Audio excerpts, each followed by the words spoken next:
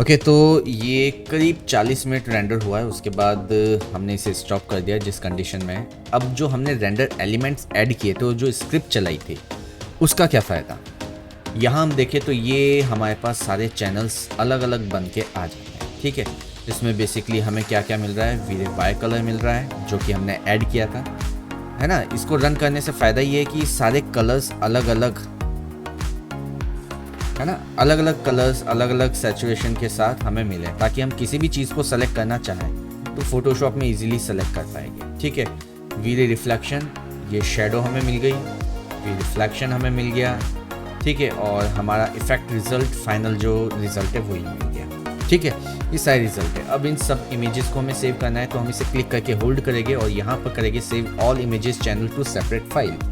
तो जितने भी चैनल्स हमने रेंडर किए वो सेपरेट फाइल्स में सेव हो जाएगी अलग अलग। ठीक है, तो हमारा रेंडर नाम का फोल्डर ये रहा, यहाँ ये हिस्ट्री भी है, और यहाँ हमने रख दिया कैम1 जेपीजी में हमने सेव कर दिया।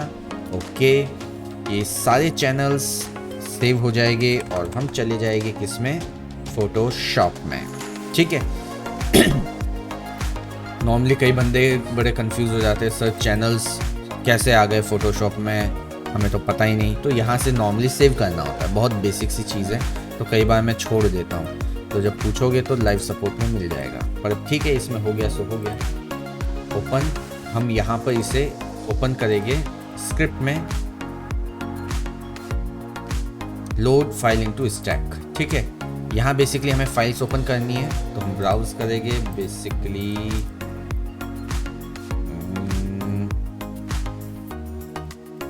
प्रोजेक्ट।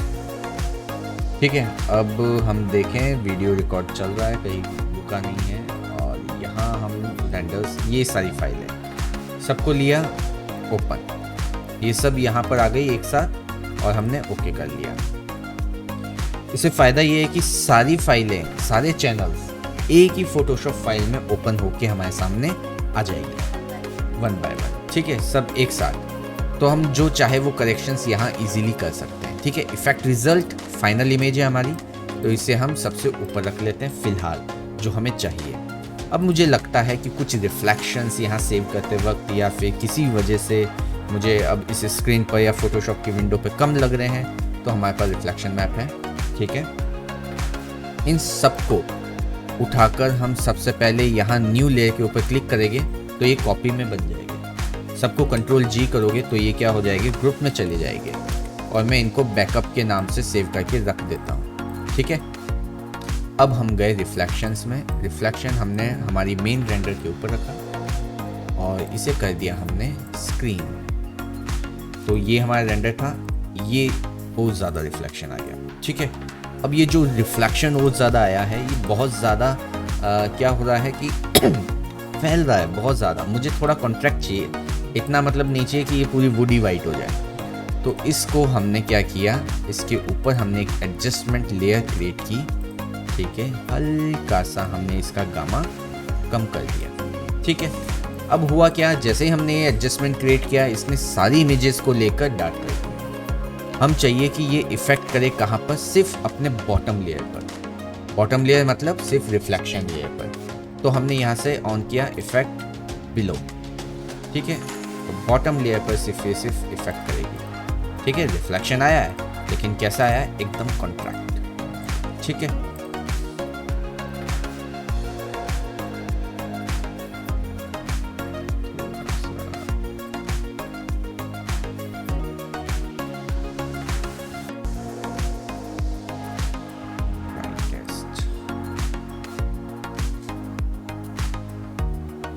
ठीक है, हल्की सी सीन में हमारे पास कॉन्ट्रास्ट भी आ गई और हल्की सी हमारे सीन में शाइन भी आ गई। ठीक है, बगैर रिफ्लेक्शन मैप के ये रेंडर था, विथ रिफ्लेक्शन मैप ये है। ठीक है, थोड़ा सा और हम चाहे तो इसे कॉन्ट्रैक्ट कर सकते हैं। विदाउट रिफ्लेक्शन ये था, विथ रिफ्लेक्शन मैप ये आ गया। ठीक है, अब यहाँ पर भी आपके साथ चोट हो सकती है कि आपको रिफ्लेक्शन मैप में ये रेलिंग पे आने वाला रिफ्लेक्शन बहुत ज़्यादा लग रहा है। रेलिंग पे आने वाला रिफ्लेक्शन हमें नहीं चाहिए। ठीक है, रेलिंग में और इन विंडोज़ में आने वाला रिफ्लेक्शन हमें नहीं चाहिए। तो हमें काम आएगा वाई कलर। वाई कलर में गए, वेंट टूल हमने सेलेक्ट किया, मैजिक वेंट टूल। यहाँ शिफ्ट के साथ ये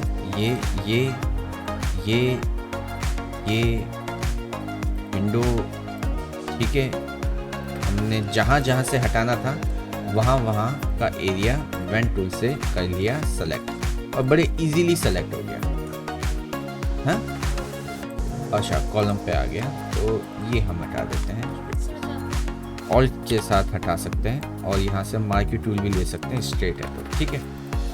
अब इन सब से ये रिफ्लेक्शन हट जाए, ठीक है। तो अगर अभी मैं इसके ऊपर ये मास्क क्रिएट करता हूँ तो सिर्फ और सिर्फ इनके ऊपर रिफ्लेक्शन रहेगा, बाकियों से हट जाएगा। तो इसे हमें करना पड़ेगा इन्वर्स। तो हमने कर लिया इसे इन्वर्स। आया ऑप्शन? नहीं है, तो हमें यहाँ से लेना पड़ेगा इन्वर्स, ये रहा, ठीक है। और अब हमने मास्क पर क्लिक कर दिया, तो बेसिकली इन रेलिंग्स और जो सिलेक्शन हमने लिया था उनको छोड़ के सब जगह अब आ गया रिफ्लेक्शन, ठीक है। क्लियर? ओके। अब हमें चेंज करना है स्काई। बाकी हमारे व्यूअर की डिमांड थी, इच्छा थी कि ज़्यादा करेक्शंस मेरे को फ़ोटोशॉप में नहीं करने। मत करो, अच्छी बात है, लेकिन हम यहाँ पर कुछ सीख सकते हैं, ठीक है। शैडो मैप आपको डिफरेंस में डालनी पड़ेगी। कहाँ गया डिफरेंस, ठीक है। तो जैसे ही आप डिफरेंस में डालोगे, शेडोज़ यहाँ बहुत सॉलिड वाली क्रिएट हो जाएगी। डिफरेंस डिवाइड बहुत ज़्यादा हो गई। हाँ, डिफरेंस की ऑपेसिटी कम करेंगे, ठीक है। शेडोज़ आ गई। अब बेसिकली सिर्फ और सिर्फ सन के बाद जितना एरिया डार्क होना चाहिए था वो सब जगह डार्क आ गया। अब ये डार्कनेस आपको कितनी रखनी है ये आप यहाँ से कंट्रोल कर सकते हो, ठीक है। कि हल्की सी शेडो बढ़ानी है, हल्की सी बढ़ा दी। हाँ, यहाँ से फिर से वो एक ही बात है, दोनों में से एक चीज़ ही यूज़ करेंगे, या तो पेस्टी कर लो या फिर ये कर लो, ठीक है। तो मुझे लगता है अब ठीक है, ये शेडो आराम से दिख रही है, क्योंकि यहाँ वाली शेडो बिल्कुल गायब हो गई थी, है ना, और ऊपर वाली भी काफ़ी फेड हो गई थी। तो यहाँ से हमने शेडो मैप ऐड कर दिया, तो अब हमें